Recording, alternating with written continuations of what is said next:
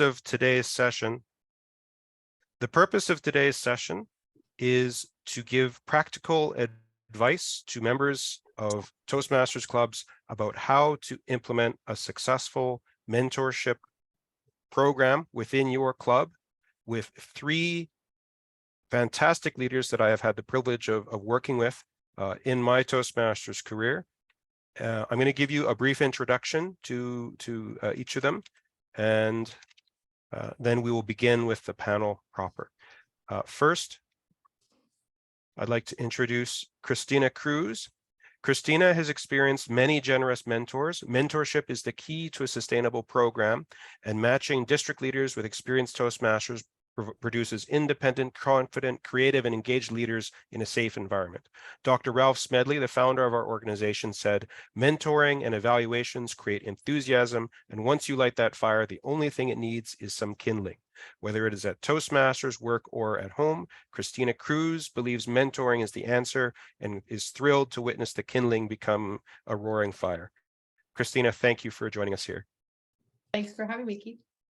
Next, I'd like to welcome Nandini Venkatesan, Distinguished Toastmaster. She is a lifelong learner, a mentoring lead at her club, Igniters, and has a mentoring buddy for Pathways. Having won or placed in all 4 district contests, Nandini knows her mentors have made a valuable difference. She supports others and helps with peer mentoring as the District 42 Circle of Gold feedback leader. She believes mentoring saves time, energy, and helps members soar. Welcome, Nandini. Hi, everybody. The final member of our panelists was the MC at my wedding. She started with Toastmasters in November 1997. The reason she decided to attend a Toastmasters meeting was that she was asked to speak publicly at a book launch for the Canadian Mental Health Association about how her family coped with mental illness in the family. The nerves and emotions she felt telling her story told her that she needed help. Being mentored by Toastmaster Keith Miles, who helped explain the Toastmasters program, was her first introduction to the power of mentoring. With the support of Nandini, Marvin, Darlene, Bob, and Peggy Givenis, a mentoring guide was actually developed within District 42 and revised again in 2012, back when I was in the district leadership team. She attended Coach U University for 4 years, doing all her sessions by phone. Her listening skills were sharpened along with her practicing giving evaluations at Toastmasters. She has found listening is underused in families, business, and society. Mentoring has been Mona's guiding light personally in both career and business, and her wish is for all to rise up to their full potential. Mona Cooley, welcome to our panel today. Now, I'm going to begin with probably the most burning question, probably the out of the list of 7 questions I gave you prior to session. I'm going to start with the one that I think is on my mind. I know certainly with Queen City Toastmasters. What practical advice can you each give to clubs that want a mentorship program but don't know where to start? Nandini, I'm going to invite you to begin. Mentoring is a way that empowers its members. And I think that there's a lot of ways to put in little suggestions of mentoring, and then you build on the foundation. So one of the examples that I would encourage that we do at Igniters is to have mentoring tips. So that way you can have mentoring tips by experienced members, you can have tips by mentees, and you can talk about the value and the benefits of mentoring. And I think the advantage of doing this is that the club members are all focused on mentoring. Every week, someone is sharing a tip, sharing a value. So I think it's a quick way to do it. The second suggestion I'm going to offer is if you can collect a skill set, 60 seconds, ask people what are their 2 strengths, get them to write it down on a Post-it note, put it all together, and have a 1-page handout of people's skills. And you can start doing specialty mentors. It's a quick, short-term opportunity for people to help other people. And I think, Keith, having just quick ideas, you can start to build a foundation and build a stronger mentoring program. And I'm sure the other 2 on the panel are going to have awesome ideas as well. This is a fantastic start, having weekly mentoring tips and building a club skills inventory. Christina, I know you've belonged to many advanced clubs and been very influential. What are some practical tips about starting a mentorship program within a club that you can offer us? I think you have to start. And probably one of the most difficult things is making mentoring visible. So we have a mentoring tip. So it comes to the forefront on every agenda. And I think, and I love what Nandini said, you have expert mentors. So they're a subject expert, and it's not like I'm asking you to commit for the next 10 years to look after this person. Just do this contest. Just do this. How do I be a timer? And I think little bites and creating that culture of mentoring is so paramount. And what is absolutely 100% always true is where there's mentoring, there's success. And I have some stats and we'll talk about it later, but when we mentored district leaders, they came back and were district leaders again. Where we didn't, we lost them. And that happens at a club level, it happens at a district level, and it probably happens at an international level. So if you're looking for success, mentoring absolutely is a key. There's a reason why one of the pathways is called strategic relationships. Thank you, Christina. Mona, I'll give you the last word on this particular question. What is some practical advice that perhaps we haven't already heard about how you can start a mentoring culture in a club? I think the first thing you can do is just talk about mentoring. You know, when I started Toastmasters, we didn't even have mentoring, but what happened was an individual that was in Toastmasters, you know, for a period of time, shared the program of what it looked like to me. And that was excellent just to know how the program works. So you could even explain the pathway program of how it works as well. And something that we're doing at Igniters is that after a meeting, some of us stay and talk about what people are needing, new guests that are needing something, and a mentor. And we talk about mentoring, but the one thing that we do is we want to learn about the individual that is maybe considering mentoring. And we have a questionnaire that we ask that they fill out and complete so that we can maybe match a person to that skill set.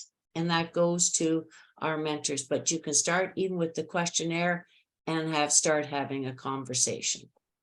So within your club, you guys have customized tools that you have developed to help meet the needs and foster that community of mentorship. Would it be possible after the session that you could share some of these tools with us that we can help share with the people who are interested? Yeah, I can send our questionnaire that we do. And what that does is it gives us an insight of what that person's looking for, where their strengths are, but where also they want to learn, and pass it on to the mentor that is chosen to be the mentor or the person has picked. I can do that. Thank you very much. I'm going to move on to another question from the list that I had circulated, and that has to do with the fact that I know you guys were responsible for helping to, well, when I say you guys, the incredible people who are represented here have made significant contributions to District 42, Alberta and Saskatchewan. You developed a mentoring guide back in 2012. But ladies, it is now 2023, and we are 5 years in after the introduction of the Pathways program, which does include, as part of level 2, or kind of bundled along with level 2, its own mentorship module. Now, I must confess, I am not overly familiar with the mentoring module. In your guys' opinion, what are the explicit connections that can be drawn between what exists in the Pathways version of mentorship and what you guys have experience with in terms of cultivating a strong mentorship culture and mentorship practices within your club? So my question is, how can what exists in Pathways with respect to mentorship be applied to help build the culture of mentorship that you guys have been able to successfully foster? This time, I'm going to start with Christina. Thanks, Keith. I think, first of all, that Pathways has a mentoring path, we're on the right track, because now it's brought it to the forefront and it's given it more airtime or more promotion. I know when we first started Pathways, we were grabbing everybody who was succeeding in that mentoring path to say, here's an example, here's what it is. And I love that we have the mentoring path and there's a format for how to mentor. But I think one of the things that I've realized with all the mentoring that happens organically, thank God, because we have great people, the program that we have, and I've been both the mentor and the mentee, thank you very much, Mona, is a great program. But one of the things we keep looking for is, what do we do first? What do we do next when we get a rookie into the room? And I have not seen, and I've talked to lots of people about this, what's the next step? Where do we start? And the reality is the mentor and the mentee are unique every time. So you're going to start differently with every person. So you're not going to say, train them on being timer, train them on getting on Pathways, train them on being the Toastmaster, because they might be the person that's ready to do their icebreaker first. So that's going to change. But what I'm hoping is going to be developed, and Michaela's on this line, on this call, especially for this, we started talking about what if we could create a handbook that would help the mentor offer the mentee, because the real thing is the mentee doesn't know what they don't know. They're coming with a blank slate saying, help me. And we don't even know where to start. We do as experienced people, but we don't know. And it's been mentioned already. You have to ask them, what do you need first? And the challenge is they don't know what they need. They're brand new. So if we had I don't want to say a checklist, but a format that said, here's what you could do. And at the end of your mentoring relationship, maybe you've covered 60 or 70% of that, because they already own the other 30%. So You need an action plan. Yes. and I have a vision already, but there's going to be more people involved. Sort of a handbook that would say if it's on roles, or it's on pathways, or it's on speeches, or it's on leadership. And then it would just be the spark to start that conversation, because it is such a big cloud to where do we start?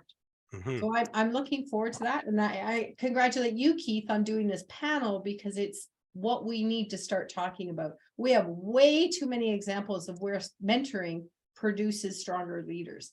So how do we encourage those who have been mentored to continue paying it forward? Mm-hmm. And Pathways is a technology. It's a learning management system that Toastmasters has wanted us as members to embrace. And there is a whole a cohort of members. They've only experienced Pathways. So when we reference CTMs or CCs or ATMs, what the heck are you talking about, right? Now. So yeah, I need this. I know I need to stop living in the past. So that's why I've embraced you guys.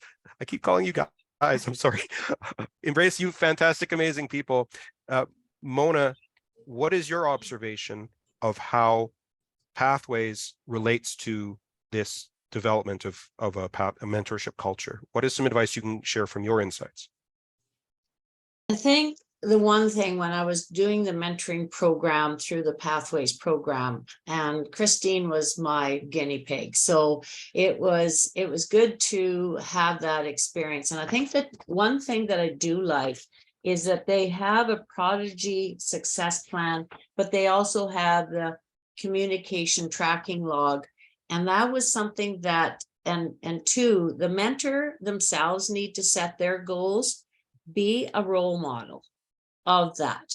There's no sense expecting your prodigies to do things if you're not doing or following through. And there's times I slip up myself, but I've smartened up lately and showing that a little more. But I think the other part is knowing the roles. When we had a mentoring session just with our mentors in our club, that was the piece that showed up. And it was a project that I was doing. What is the role of the mentee? And what is the role of the mentor? And the thing is, there is a difference between coaching individuals and mentoring individuals. And the mentee is, they're responsible for their self-development. And we as mentors are supporting your self-development. And you may be looking for feedback or insights and whatever, and we can provide that. but we need to know, you need to, as mentees, do that work. And homework was mentioned. Well, I don't like homework any more than the next person, but I think it's that type of thing, knowing the roles of our roles as mentor and mentee, have a sit down as a strategic plan of what the goal is of yourself and in the mentee, and then kind of work together and see. And then I use the characteristic list that I mentioned earlier too, because that is a big guide for us. Mona, thank you for mentioning that within the mentorship program pathways, there are tools like documents that are available, specifically the protege success plan, the tracking log, and the fact that there is a chance to document with using Toastmasters stationery, the aspects of the mentorship relationship. Nandini, I'll give you the last word on this particular question. What are your observations from Igniters and Circle of Gold in your experience about how Pathways relates to helping a club cultivate a mentorship culture? I have to sort of build on what both Christina and Mona have said, but I also have to kind of confess, like lots of things in Pathways, there's many things that I really like. The thing that I don't like is the fact that mentoring is a separate module. And I feel like because it's a separate module, you're working on Pathways, that's my focus. And I sometimes forget that there is this whole separate module. Oh, right, I have to go back to that. So I definitely say we need reminders. And I think one of the ways that we can ensure that the mentors feel comfortable is what we did a couple of days ago with our mentoring team and Mona.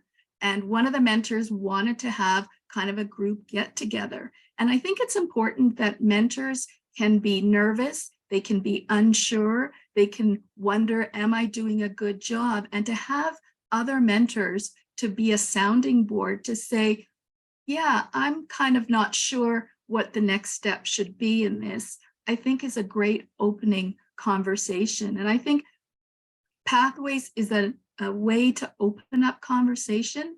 But I do think, as Christina said, that having some one-page action plan documents, I think, is a way to, as Mona would say, fill the gap that I think is still missing. I think there's a lot of really good theory in mentoring, but I think we're missing some practical steps. One of my favorite parts I really like is the fact that they ensure that you look at being a mentor, not only from what does a mentor need to do, but also the aspect of what did I feel like as a mentee? I think it makes us more empathetic. It makes us more aware of what exactly is the mentee going through, so you can problem solve with them with compassion.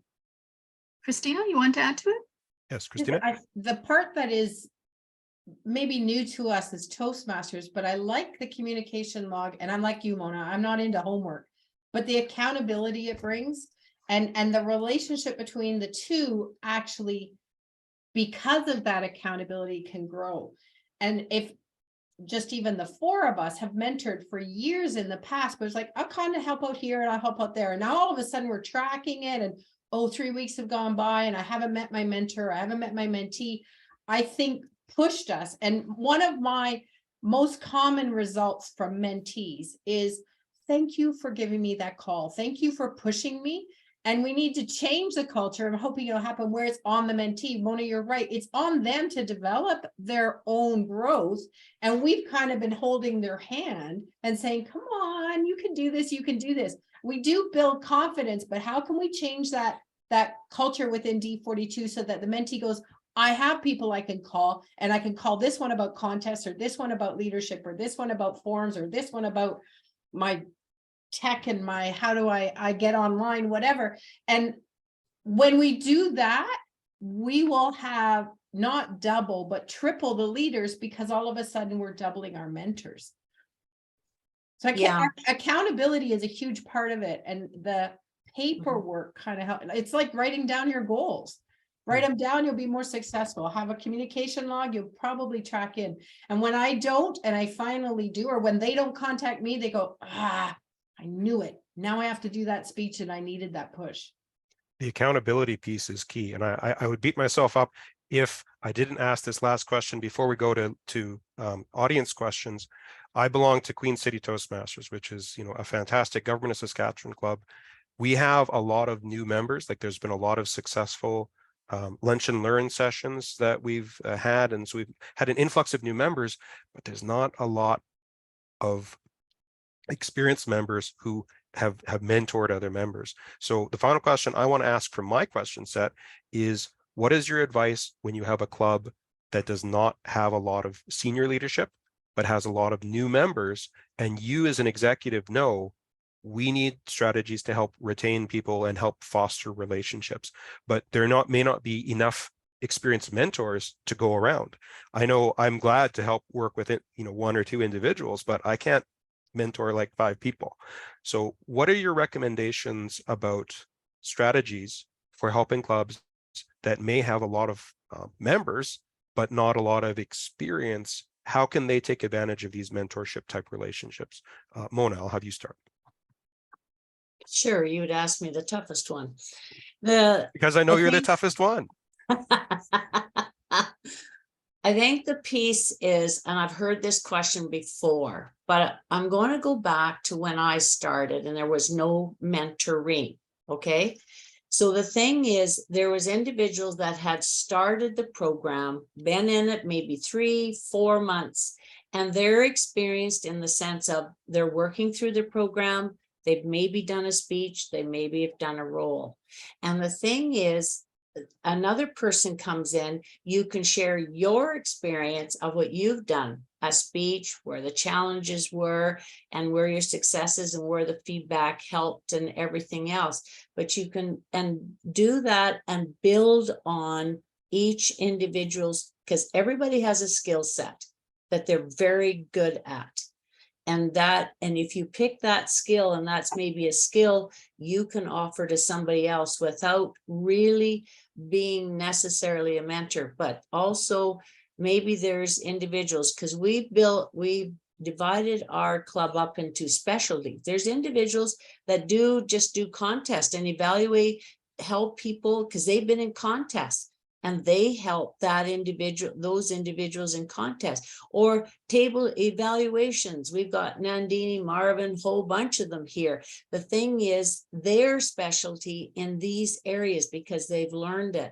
And then you've got other mentors with other skills. So take the skills of what's in your club and offer that skill to the person that maybe could be helped as a mentee, and just start. And how the program works, work together to guide you through the process, and maybe work together of how you can look at a path together and figure it out. Because in the beginning, it was all trial and error. I did not have any guidance of mentoring.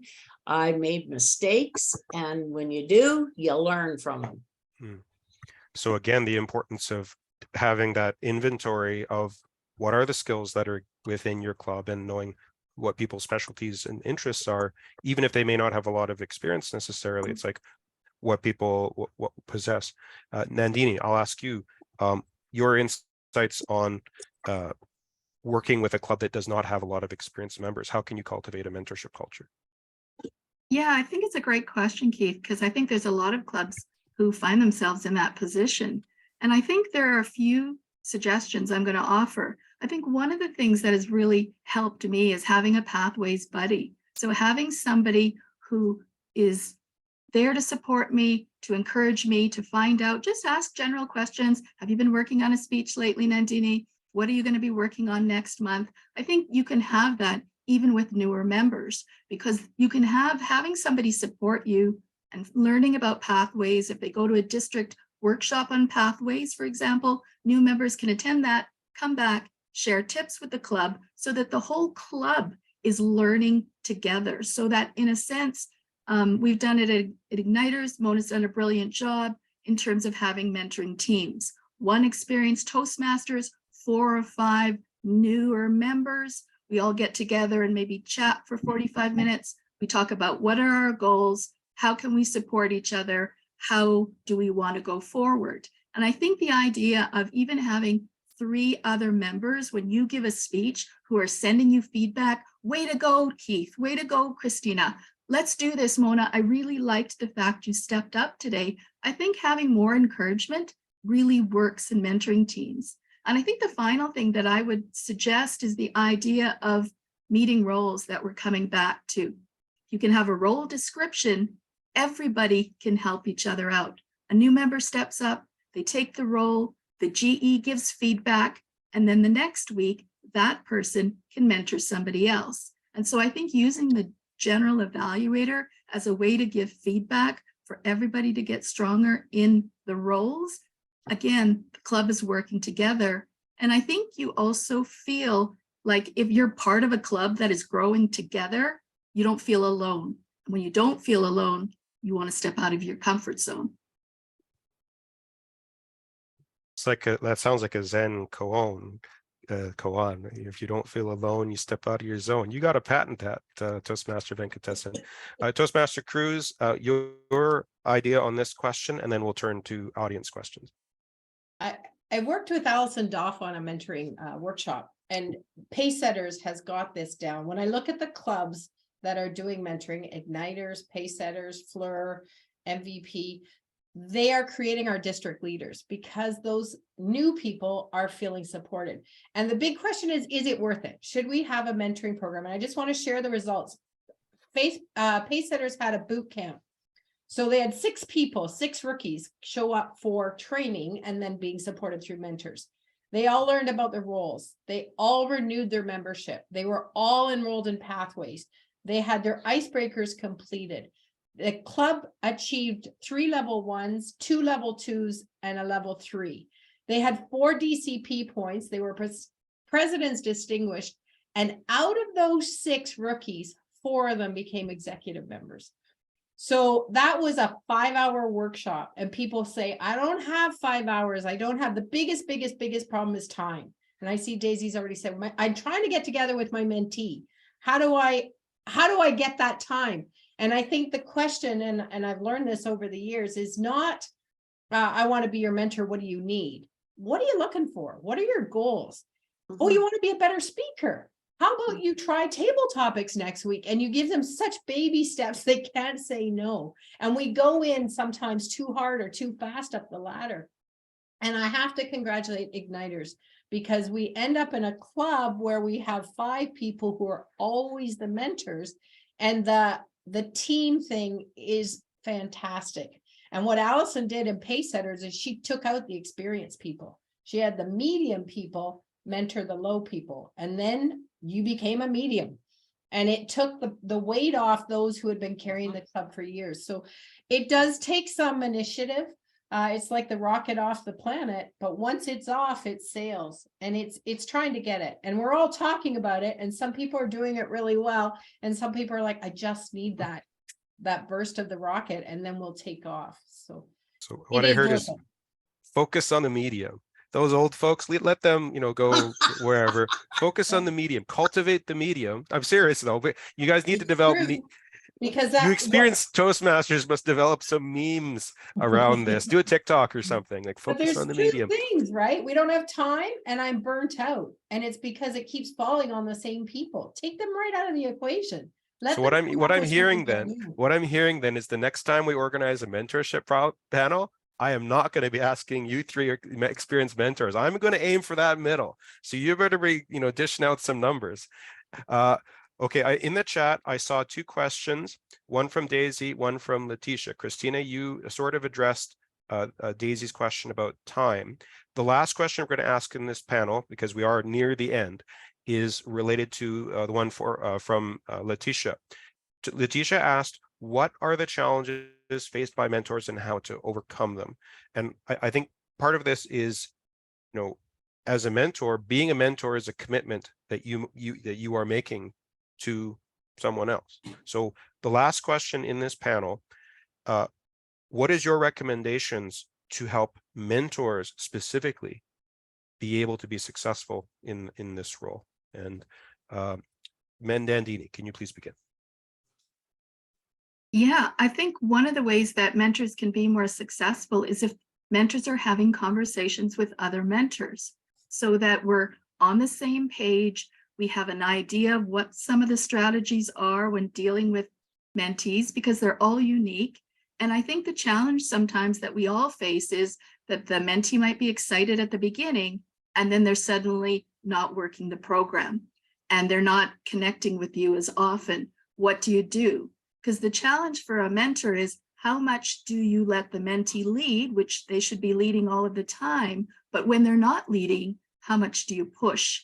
And I think the idea of having conversations with other mentors, you can brainstorm, you can come up with solutions and strategies. And I think just like a mentee doesn't want to feel alone when they're going through Toastmasters, I think mentors are the same way. I think mentors become stronger when they're having conversations with each other, when they are getting together and talking about challenges. And I think the idea that we can support and encourage not only mentees, but each other as mentors. Thank you, Nandini. Mona, what is your advice to help support mentors? Basically what Nandini said, and actually this came out of an individual that I was a mentors and us getting together and having those conversations, and everybody talked about challenges and they got good feedback, talked about tips that individuals are using, those were gained. So those were the things. But here's a question I do ask individuals that are maybe not progressing at the pace that they thought they were going to. And I did ask this question to one of my mentees: what is holding you back from progressing? And that's the one question I asked, and it made that person think, and actually got a reply back, but it started a conversation, because we don't understand where they're at. And we need to be more understanding and seeing where they're at and ask those tough questions. And many of you know I don't have troubles asking those tough questions. But the thing is, I think hearing them again. But I've also seen, even if they're not doing speeches, I've seen individuals step into leadership roles. And they're maybe trying to figure out where they want to be in the process. And that's one thing that I'm seeing. It's not that they're staying dormant, they're stepping up, but they're stepping up into other roles and everything else. And they maybe come back to their path a little bit more in the speeches. Thank you, Mona. Christina, you'll have the final word, both for this question and for this panel before we turn back to our Toastmaster. Christina? I think going right back to the beginning, one of the biggest challenges we have as leaders is to listen. And if we listen to the mentees and we brainstorm as mentors, our success is going to be greatly increased. I guess I'll add a caveat though: don't quit. Because in the end, when you see somebody, and I can give you 100 examples, but when I nominate somebody for of the year and they win, that makes me excited. When I circle a gold somebody and they're the next champion in the area or division, I win. And you can't quantify that feeling that you get as a mentor. And until somebody experiences it, they don't think it's worth it. But once they do, we have them forever. I'm going to end this panel with a story of the influence that these three women have had on me. Igniters was a Tuesday evening club, and I remember the day that Christina came and she did an evaluation workshop to teach the members of Igniters and evaluators vocabulary. I don't know if any of you remember that, but you had posters on the walls and people had a chance to walk around and think about specific questions. How can you describe vocal variety? How can you describe movement? It was so interactive. It was so memorable. The reason that I chose all three of you to participate in this panel today is because you've had a profound influence on me, both in terms of my development as a communicator and as a leader, and in the way that you are able to build relationships with others. So I'm so thankful you've been able to share some of your insights with the members of BLT and whoever views this recording. So I do hope this can be the catalyst for further conversations within clubs in District 42 and beyond about mentorship and how it can be more effectively implemented within clubs. Thank you, ladies. Back to you, Toastmaster Ustepsky. Thank you, Keith. Thank you all for taking the opportunity